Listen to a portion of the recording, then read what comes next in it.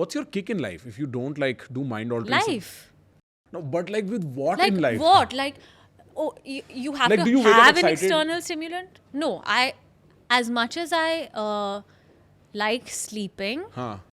I like need, waking up also. I like 1 hour to myself in the morning. And what do you do in that? So it's not like I'm bright and chirpy out of bed. Hey, Hey! no. Hey, I'm like, up. I'm What's up, but 1 hour don't bug me. Okay. And Yeah. you do writing and whatever in that time? No, I'm just Just doing my own okay, thing. Okay. Yeah. But the kids can't let you have that 1 hour, no? After school, Oh, after school, after Yeah. they've gone to school. Yeah. That's good. What are you reading these days? I have a couple of books. I just finished reading a trilogy by Major Abhay Sapru. Very interesting. He's ex-Special Forces. It's a dramatic recount. I mean, he's Retelling? it's a retelling, but slightly Fictionalized. Yeah. So the first one is in Lolab Valley. The second one is in Sri Lanka. The third one goes back to the Kashmir hills. Okay.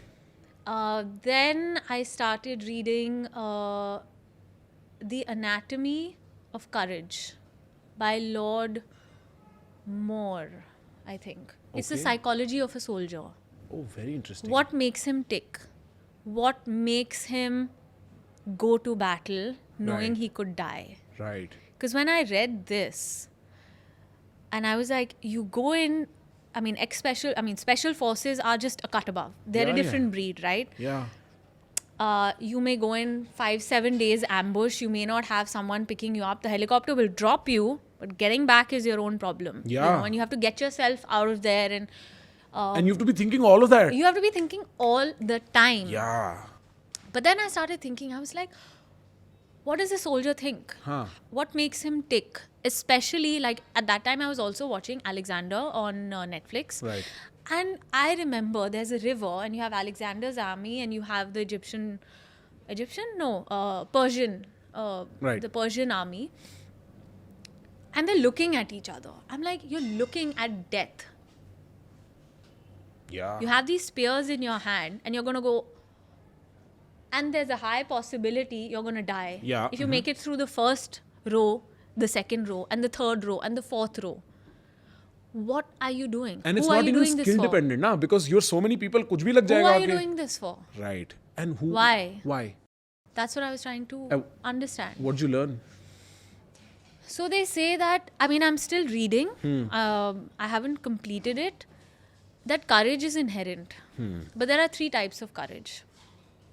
One, when you don't have any fear, the absence of fear. The other is when you have the fear, but you have the willingness to overcome it. And the other is that you don't have the basic intelligence to differ between fear and courage. कि पता ही नहीं है. So one is a lack of, one is a heightened awareness, and one is a fear. Very interesting. You know, because I was such an evolutionary sort of thinker in my first phase of sort of beginning to wonder about shit I do, this was a very important question that popped up. Because if you think purely evolutionarily, your purpose in life is to live and reproduce. That's the fundamental basis, right? And then be like, somebody posed this, was like, why would then people go to war and kill themselves or die, right? Why would that be an instinct inherent to human beings if what you're saying is true? And we wondered for weeks, me and my friends, because we were all idiots like that. We wondered for weeks. And what we came up with is there's something to a call from community. Kuch scene hai kya? Kuch dikkat nahi hai na? There is something to the call from community where sacrificing your life for the betterment of others is inherently, there is some transcendent notion. There's some programming that plays. Selflessness? Yeah, kind of, but for your community and for the betterment. Like, I won't go to war for people I don't know. There has to be Then it's some not association. selfless, na? Yeah. And I mean, evolutionarily, everything is a little bit selfish. So we were trying to figure out what that might be. But you know what that reminded me of? Have you heard of Paul Tillich? I'll give you a list of books because I think you're going to really like that. Done. You like reading. I love reading. Very clearly. And so there's a lot of defense stuff you're reading. What else are you reading? Dr. Nigma Talib's book. What else am I reading? Or watching or enjoying media-wise? I am actually watching and enjoying a lot of these defense podcasts. geopolitics, Indian politics. I want to be more aware of what's happening currently, different points of view. A lot of history. Okay. So I did Alexander, I did the Tsars, the last Tsars, which was also very interesting. I've watched Crown multiple times over. Okay. I did feel the first 2 seasons were the best. I haven't seen, so I wouldn't know. My favorite book is actually Palace of Illusions Oh. by Chitra Banerjee. I actually wrote a paper on the book in college. This is the one about... This is Mahabharat from Draupadi's point of view. Yes, right, yes, I So remember. the paper was actually the 3 looking at Draupadi from the lens of the feminine energy of Shakti. Ooh, very interesting. And how Shakti has various forms. Right. There's Parvati, there's Gauri, there is Kali, and she goes through each and every phase. I mean, initially when she's Gauri and she's, maybe I'm getting the chronology wrong, but initially when she's Gauri and she's a new bride, and then she becomes a woman and becomes protective of her family, and that's Parvati, and then she becomes Kali because then she is... she sees the destruction that's happening around her, and her energy just Transforms in that way. transforms. Yeah. Huh. Yeah, I remember, I think my mother reading that book at some point. Like, I grew up in a very reading family, very early on. What do you like reading? At this point, I'm more fond of listening and watching because I feel like the alpha on that is higher in the sense that I will get a 80-20 distribution where I will spend 20% of the time getting something and I will learn 80% of it without having to go in the details of it. But off late, what I've been reading a lot, and that's one of the books I wanted to get for you, is Osho. And there is a book called The Book of Woman by Osho that I think you should definitely pick up. I didn't find it at the bookstore.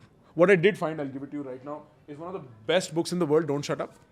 This is for you. Thank you. And then also Adam Grant. I don't know how much you know about him. It's Hidden Potential by Adam Grant. Thank you. The Science of Achieving Greater Things. He's pretty smart.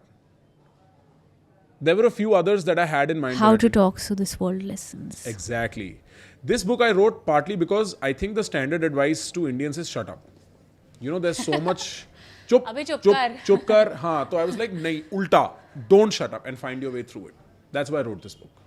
I had How to learn get that. people to listen. Yeah. And what actually makes them tick? Like, I mean, you're going to do more conversations on other people's podcasts, your podcast. One of the greatest sort of pieces of advice is ask yourself, what do you want them to feel by the end of it? And just focus on that. The questions don't matter. What you say, what you talk doesn't matter. What's the emotion that's being passed on? And that changes their mood entirely. That makes them open up differently. So a lot of podcasting, I think, is focused on what questions I'll ask because that will give me a soundbite. Yeah. I don't care. I have nothing written out. Informative, educative. It automatically happens. Like, you told me all this stuff I'd never thought about.